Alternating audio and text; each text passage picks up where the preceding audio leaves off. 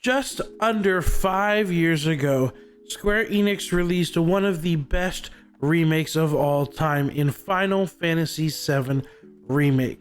In my opinion, this set the future for what remakes should be for any video game in the future. Let's talk about that. Hello everybody and welcome to my YouTube channel. My name is Luminari and I am bringing you another video here today. Today we're going to be talking a little bit about Final Fantasy Remake and Integrate as well. I'll throw that in there as well when we're talking about stuff. But it's focusing on why Final Fantasy VII Remake really works, and I think that every remake should strive to be like Final Fantasy VII. And we'll talk a little bit more about remake versus remaster here in a second, but I think if you are going to remake things, that this is the ideal way that you should go about things. If you like video game content, please make sure to subscribe to my channel down below and drop a like on the video as well if you like this sort of content, because it means a whole lot to me. So the video today is going to be broken into a few different sections, and I'm excited to get into this because it's one of my favorite topics to talk about. So let me tell you a little bit about how I got into Final Fantasy VII and how I originally played the original and why Remake is so important to me as a whole. Because Remake is one of my top 3 games of all time. I'm in the midst of playing Rebirth right now, so that might change in the future depending on how good Rebirth is. I'm currently about 15 hours into it and it's amazing, but it's still not at Remake level for me quite yet, but we're almost there. Anyway, I started playing Final Fantasy VII after I finished one of my favorite games of all time in Kingdom Hearts 2. The original Kingdom Hearts games, you know, you get to meet Cloud, you meet Sephiroth, and those two characters in particular really made me interested in seeing where they came from. Because I knew in Kingdom Hearts 2 they weren't Disney characters, they were something different. So when you look up their names, Cloud and Sephiroth, you get to know that they're from a different game made by Square Enix. And so that eventually led me to playing the original Final Fantasy VII and enjoying that experience. But also at the time, I was a little bit younger. I was like early teens when I eventually did play it. And so it didn't stick with me. I was not as much as a video game connoisseur as I am today. I remember playing the game and being like, you know, I like it, I enjoy it, I enjoy the characters. But it was not in that Kingdom Hearts style / 3D style that a lot of games were getting into at the time. So it was really hard for me to enjoy because I didn't like the art style of it, and I just thought it was a really weird way to go about combat, and I really wasn't into JRPGs besides Pokemon.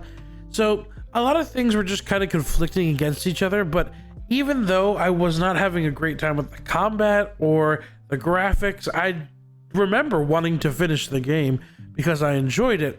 And so when I eventually did finish Final Fantasy VII, you know, I just kind of put it away and never really thought about it besides maybe Cloud and Sephiroth and Aerith maybe every once in a while, you know, because those characters were the ones that stuck with me.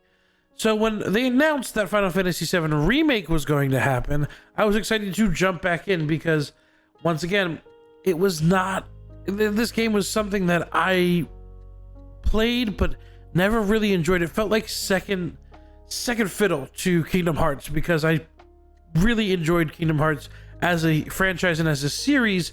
And so having Remake come out and the gameplay style being very similar to Kingdom Hearts, I was super excited to see where Final Fantasy VII Remake could lead me in the future. And let me tell you, that's the reason why it's number 2 on my list above Kingdom Hearts 2 on my top 10 games of all time. So now let's jump into why I think Final Fantasy VII Remake is legitimately the best way that you can go about remaking a game. And I'm going to start with something very simple, and a lot of remakes do this exact same thing, and I think it's the right way to go about it. You have a game or a concept or whatever it might be, you have the original with you. You know how the story goes, you know how you want to get to the end of the story, and I mean, Remake's a little bit different because they ended up breaking the series into 3 parts, but they knew the story of Final Fantasy VII, and they knew that they wanted to end it at the end of Midgar, when you finally get out of the city and start making your way to Calm. And I think that was a great cutting off point for the first game, because obviously there's a whole bunch of stuff that happens right after you get out of Calm and you start making your way to Junon and stuff like that, which I think was a great decision for them to kind of just cut it off there, and you get these 5 characters that you really start to get to know by the end of it. I mean, Red is very late in the game, but you still have these 5 characters that you're really excited to continue adventuring with, you know, at the end of Final Fantasy VII Remake. And they didn't reinvent the wheel. They didn't necessarily throw the plot out the window. We're going to talk a little bit about next the expectations of the story, but I'm going to save that for a little bit. But they didn't necessarily throw the whole plot out the window. They kept the main idea of the plot in this, but they also wanted to create new parts, stuff that we may have been asking about, or things that weren't answered necessarily in the first game that people had questions about, you know, filling in those little gaps so to make this game feel like it's its own standalone experience, which I really did enjoy as a remake. So now we're jumping into the expectations of the story, and in which Final Fantasy VII Remake made an even better story because of the expectations of the old story. Not we all, but most of us knew at this point what the big spoiler is in Final Fantasy VII. We know which party member unfortunately meets their end at the hands of Sephiroth. I'm not going to say it here. If you want to look it up, go ahead and look it up. But in the original Final Fantasy VII, we knew exactly what was going to happen, and we knew who it was going to be. And the developers knew that we, as a fan base, knew that was going to happen. And it felt like every turn that they got, they would show us like, hey, you know what's going to happen here. Because you played the original, you know what's happening in the future, or you know what's about to happen here, with all these whispers and stuff like that. You know, and it would like end up happening the way that it was supposed to, and you'd be like, oh yeah, great, cool. And I just remember being like, all right, this is a little weird. The whispers are this new thing. I don't necessarily know what they are, you know, and so you're just kind of following along the plot. And then when specifically the moment that like there were so few things that have changed, but the moment in particular that got me as a like, oh, we're getting different, is when we finally enter the Shinra building and we confront President Shinra. When we are sitting there and we see Sephiroth, Sephiroth's like, hey, yo, it's me. And we're like, oh no, it's Sephiroth. And Barrett confronts him, and the sword goes through Barrett's chest. I was beside myself. I was like, what is going on? You know, because at that point, well, the first time I was playing, I didn't know what was happening. I thought we were just losing a party member right here, right now, and we're just changing the whole story. I was so confused. I was like taken aback, and you know, he's on the floor and like they're telling you to go do something and you leave him. You know, you like go to do something else. Well, I'm like, what's going on?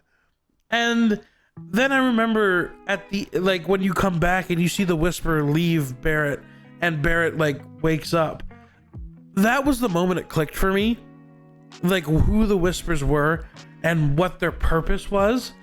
And I thought it was brilliant. I thought it was such a brilliant idea, because now we're at the point where these Whisper things are the things that are trying to keep us on the same track of Final Fantasy VII.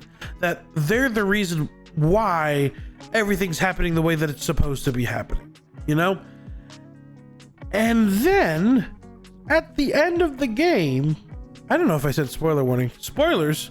At the end of the game, there's the whole thing is, you know, splitting, like breaking the Whispers. You know, you are breaking the fabric of reality, and you are now in uncharted territory. We don't know what's going to happen from here. And I think that is such a good way to end a story, or like to end the first part of a story. And it could be any game, in my opinion. Like if you made Persona 3 Reload, like for example, I'm going to use Persona 3 Reload for example.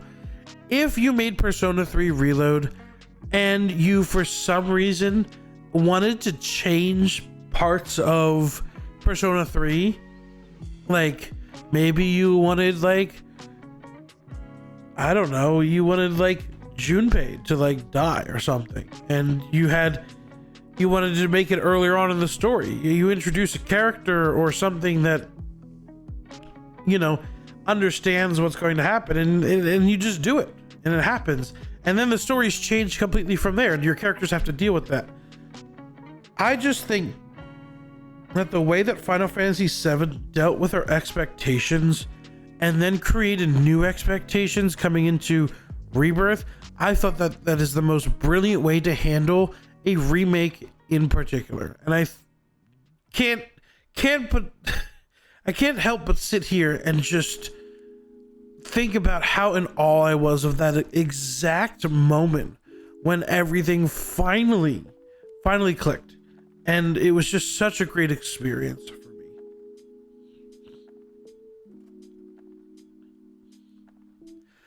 I'm going to kind of lump two together in here. I had 5 points, but I think I'm going to lump these two together. The character development of minor characters and the gameplay style, I think, were another reason why Remake really felt like the ideal remake for me.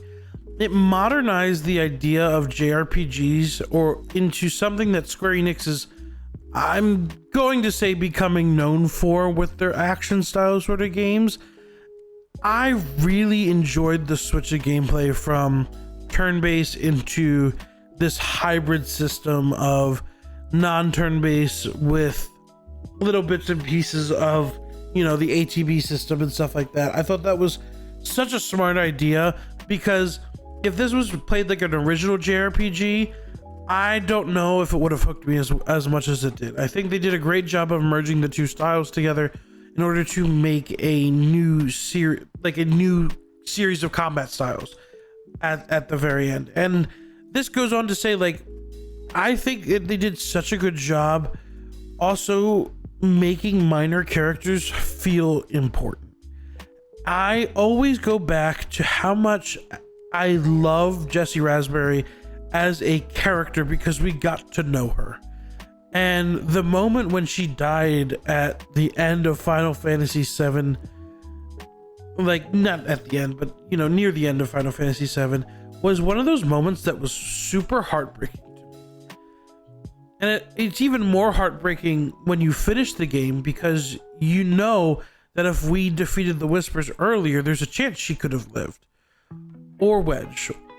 Well, we kind of know that Biggs, I haven't played too far into Rebirth yet. I don't know what's going on with Biggs, but we know that, you know, Jessie died at the end of that, and it just was such a heartbreaking moment for me, because I really fell in love with that character, and I thought they were going to do something to make me fall in love with that character even more later on.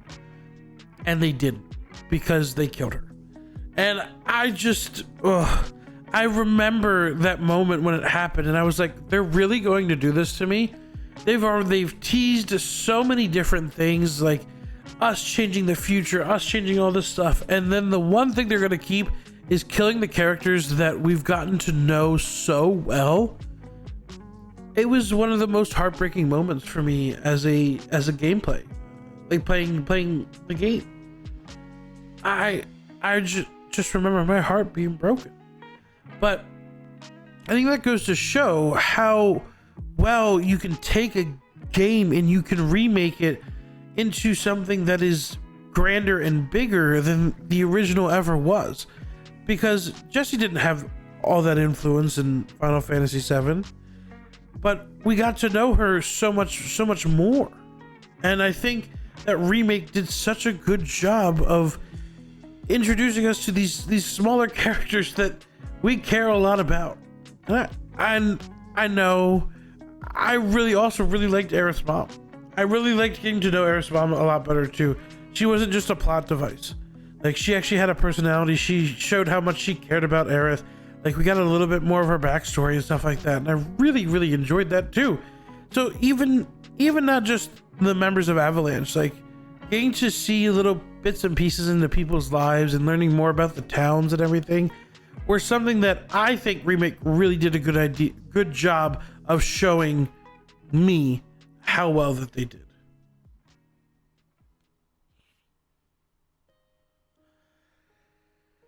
And now, the biggest part for me. If you don't know, I graduated college with a degree in music education, and I love music. Music has been a huge part of my life. I love talking about music theory in my free time. I love watching videos on music theory. I love seeing how music works in video games and movies and all this sort of stuff. And this last part is the part that really hits me the hardest when it comes to video games. When I think of my top 5 video games of all time, the one thing that always sticks out to me is how iconic their music is. Maybe not to most people, but at least to me. I distinctly remember the times when I played through Undertale, which is my favorite game of all time, and hearing the leitmotifs return. When you face, spoilers for Undertale, when you face one of the villains at the end and you hear Flowey's theme and you're like, oh, wow, you know? Or when you're playing Kingdom Hearts 2 and you walk into Hollow Bastion and you hear a remnant of the old theme, and you walk into the 100 Acre Wood and you hear a version of the Winnie the Pooh theme. Like, to me, those are the things that stick out to me as a person who loves music. If your music in the game is good, you have a better chance of me thinking that the game is good. And I think when you think about games that I've played recently, like Dragon Age the Veilguard, or, you know, Marvel Rivals and stuff like that. I mean, Marvel Rivals is a multiplayer game, but Dragon Age is the big one, where I enjoyed that game, but it's not at the top of any of my lists because there's no iconic moments from it musically that ring throughout my brain. And I think that has something, like, that's a profound thing for me as a reviewer, is that your music has to work with your gameplay in order to tell a story. And Final Fantasy Remake does that so well. I remember sitting there in Sector 5, where Aerith's from, and hearing Hollow Skies for the first time. And just, you know, putting my controller down and listening to it because of how good that theme was and how, like, bone chilling it was for me, because that's a theme that I didn't realize I knew or had an inkling of. They just did such a good job with it, and just having that, like, little bit here and there of that theme, just, I'm like kind of getting shivers even thinking about it, because I distinctly remember that moment so well. And Hollow Skies is one of those songs that, like, if I'm just sitting here editing a video, or I'm sitting here playing a game like Balatro and I don't want to listen to the Balatro soundtrack, it's something I'll put on if I need to focus.